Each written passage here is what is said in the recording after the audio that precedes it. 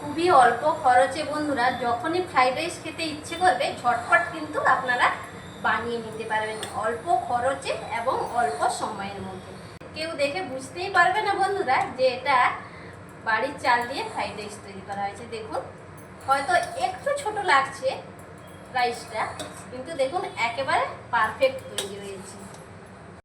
বাসমতি চালের বন্ধুরা এতটাই দাম যে আমাদের সবার বাড়িতে সবসময় বাসমতি চালটা থাকে না, তাই আমরা ফ্রাইড রাইস খাওয়ার ইচ্ছা থাকলেও খেতে পারি না।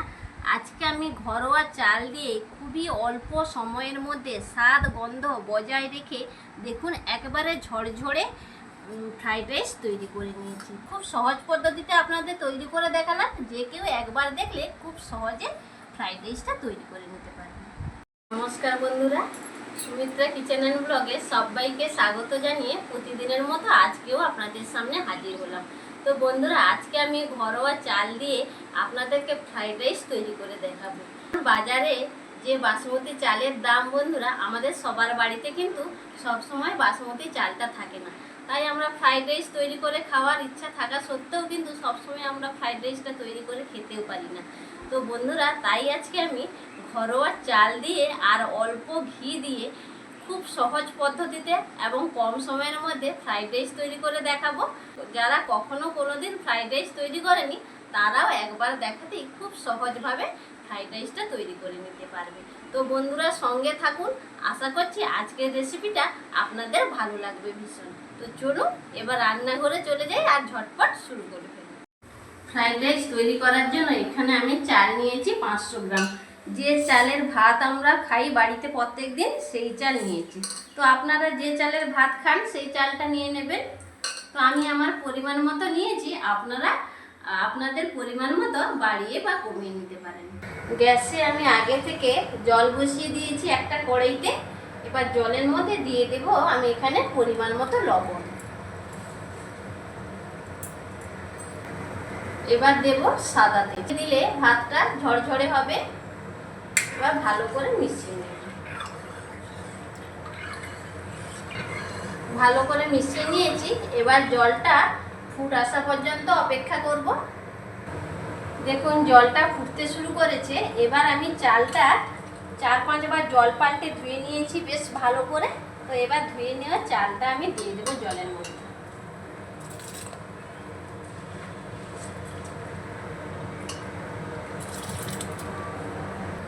পুরো চালটা আমি দিয়ে দিয়েছি। এবার চালটাকে আমি 90% মতো সেদ্ধ করে নেব। বাসমতি চালের ফ্রাইড রাইস করলে যেভাবে আমরা পুরো সেদ্ধ করি না, 90% মতো সেদ্ধ করে নিই, তো এই চালটাকেও একইভাবে 90% মতো সেদ্ধ করে নিতে হবে। চালটাকে আমি 90% মতো সেদ্ধ করে নিয়েছি। তো আপনাদের দেখাচ্ছিও, এই দেখুন খুব সুন্দরভাবে সেদ্ধ হয়ে গেছে চালটা। এই দেখুন, এই এবার আমি গ্যাসটা অফ করে দেব। একটা ছান্তার সাহায্যে আমি ভালো করে ছেঁকে নিয়েছি। তো এবার দেখুন একটা গামলা নিয়েছি, গামলাতে আমি রেখে দিচ্ছি। তো পুরো রাইসটা আমি এইভাবে ছেঁকে নেব।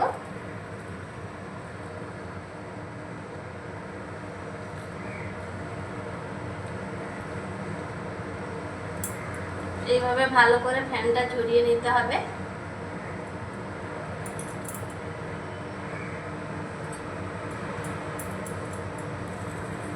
রাইসটা ভালো করে ছেঁকে নিয়ে আমি কড়াইতে দিয়ে দিয়েছি সাদা তেল 2 থেকে আড়াই চামচ মতো। তো এর মধ্যে দিয়ে দেব 1 চামচ, বড় চামচের 1 চামচ ঘি। ঘি আর তেল একসঙ্গে ভালো করে গরম করে নিয়েছি।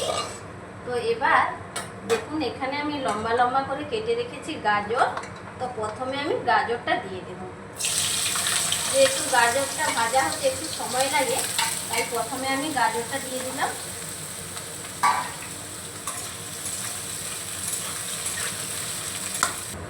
দু 3 মিনিট মতো গ্যাসের ফ্লেমটা মিডিয়ামে রেখে গাজরটাকে হালকা আমি ভেজে নিয়েছি। তো এবার এর মধ্যে আমি দিয়ে দেব কেটে রাখা বরবটি। যা যা হাতের কাছে আমি সবজি পেয়েছি সেগুলো দিয়ে দিচ্ছি। গাজরের সঙ্গে বরবটিটাও আমি ভেজে নেব। এখনো পর্যন্ত বন্ধুরা আমি কিন্তু লবণ ব্যবহার করিনি, লবণটা আমি পরে ব্যবহার করব। ওদিকে গাজর আর বরবটি ভাজা হতে থাক, এদিকে দেখুন আর একটা কড়াইতে আমি নিয়ে নিয়েছি এলাচ, বড় এলাচ, ছোট এলাচ, লবঙ্গ, দারচিনি, জয়িত্রী, তেজপাতা আর জায়ফল। এগুলোকে একটু শুকনো খোলায় আমি হালকা করে ভেজে নিচ্ছি। গোটা মশলাগুলো থেকে খুব সুন্দর একটা গন্ধ বেরোচ্ছে। গোটা মশলাগুলো আমার ভাজা হয়ে গিয়েছে। তো এদিকে দেখুন বরবটি আর গাজরও প্রায় ভাজা হয়ে আসছে। তো এর মধ্যে এখন দিয়ে দেব কুচিয়ে রাখা ক্যাপসিকাম। তো ক্যাপসিকামটা আমি সবার শেষে দিলাম। ক্যাপসিকামটা বেশি ভাজা হয়ে গেলে তখন ভালো লাগবে না, তার জন্য আমি শেষে দিলাম। নাড়াচাড়া করে আমি ভালো করে মিশিয়ে নিই।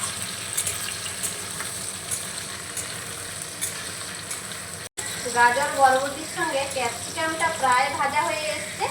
তো এর সঙ্গে আমি দিয়ে দেবো কাজু কিশমিশ, একসঙ্গে দিয়ে আমি ভেজে নেব, এক্সট্রা আর আলাদা করে ভাজবো না।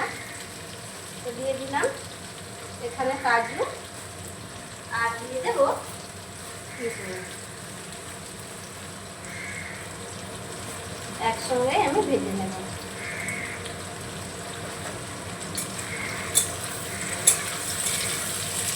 গোটা মশলাগুলো ভেজে নিয়ে আমি হামানদিস্তার মধ্যে নিয়ে নিয়েছি। তো এগুলোকে আমি একটু থেতো করে নেব, একবারে মিহি গুঁড়ো করবো না, এই হামানদিস্তা দিয়ে আমি থেতো করে নেব। দেখুন গোটা মশলাগুলো আমি ভালো করে থেতো করে নিয়েছি। এদিকে দেখুন সবজিগুলো ভালোভাবে ভাজা হয়ে গেছে। এতক্ষণ পর্যন্ত লবণ আমি ব্যবহার করিনি, তার ফলে দেখুন প্রত্যেকটা সবজি কিন্তু একেবারে ভাঙেনি, একেবারে দেখুন খুব ভালোভাবে ভাজা হয়ে গেছে এবং গোটা গোটাই রয়েছে। তো এর সময় আমি লবণটা দিয়ে দেব, ভালো করে মিশিয়ে আমি নামিয়ে নেব।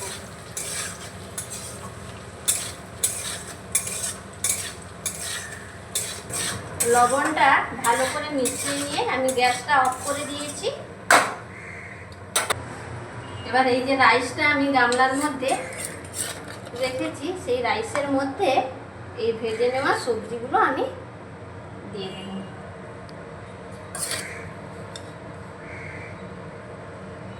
কত সুন্দর দেখতে লাগছে দেখুন বন্ধুরা।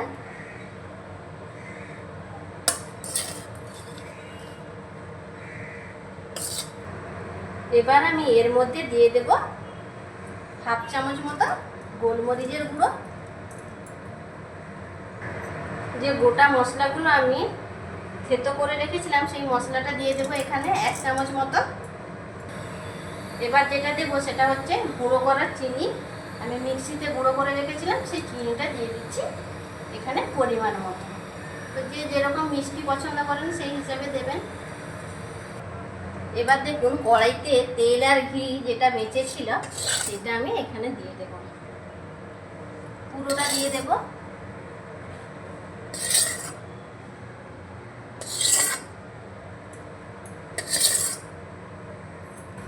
সব কিছু তো উপকরণ দিয়ে দিয়েছি, এবার ভালো করে মিশিয়ে নেব। দেখুন কতটা ঝরঝরে হয়েছে ভাতগুলো।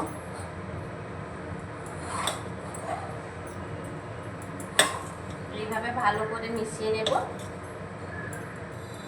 খুবই অল্প খরচে বন্ধুরা, যখনই ফ্রাইড রাইস খেতে ইচ্ছে করবে ঝটপট কিন্তু আপনারা বানিয়ে নিতে পারবেন অল্প খরচে এবং অল্প সময়ের মধ্যে। দেখুন কেউ দেখে বুঝতেই পারবে না বন্ধুরা যে এটা বাড়ির চাল দিয়ে ফ্রাইড রাইস তৈরি করা হয়েছে। দেখুন হয়তো একটু ছোট লাগছে রাইসটা, কিন্তু দেখুন একেবারে পারফেক্ট তৈরি হয়েছে।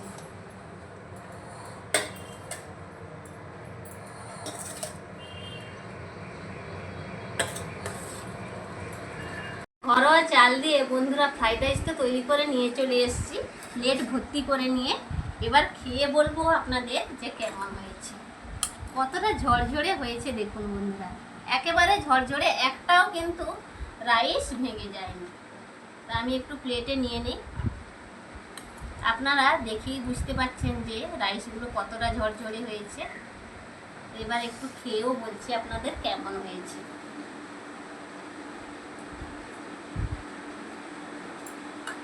দারুণ লাগছে। আমরা বাসমতি চাল দিয়ে যে ফ্রাইড রাইসটা তৈরি করি তার যেরকম স্বাদ ঘরোয়া চাল দিয়ে তৈরি করেছি সে একই স্বাদ বন্ধুরা। একটাই পার্থক্য কি, বাসমতি চালটা একটু লম্বা লম্বা হয় আর ঘরোয়া চাল দিয়ে তৈরি করছে চালের সাইজটা একটু ছোট, এটুকুই পার্থক্য। দারুণ লাগছে। তো বন্ধুরা আপনারা এরকম ঘরোয়া চাল দিয়ে যখনই ফ্রাইড রাইস খেতে ইচ্ছা করবে ঝটপট বানিয়ে ফেলবেন। আর কিন্তু দাম দিয়ে কিন্তু বাসমতি চাল কেনার কোনো প্রয়োজন নেই। খুব সুন্দর হয়েছে, অবশ্যই আপনারা এইভাবে একবার ট্রাই করে দেখবেন। আজকের রেসিপিটা আপনাদের কেমন লাগলো অবশ্যই বন্ধুরা কমেন্ট বক্সে কমেন্ট করে জানাবেন। ভালো লাগলে লাইক শেয়ার সাবস্ক্রাইব করে পাশে থাকবেন। অবশ্যই বন্ধুরা পাশের অল নোটিফিকেশানটা অন করে রাখবেন। আমি যখন নিত্য নতুন রেসিপি বা ব্লগ ভিডিও যাই আপলোড করব সবার প্রথমে আপনারা নোটিফিকেশান পেয়ে যাবেন। এরকম নিত্য নতুন রেসিপি পেতে বন্ধুরা অবশ্যই চ্যানেলটিকে সাবস্ক্রাইব করে আমার পাশে থাকবেন। আজকে বন্ধুরা ভিডিওটা এইখানে শেষ করছি। সবাই সুস্থ থাকুন, ভালো থাকুন আর চ্যানেলটিকে সাবস্ক্রাইব করে আমার পাশে থাকুন। নমস্কার।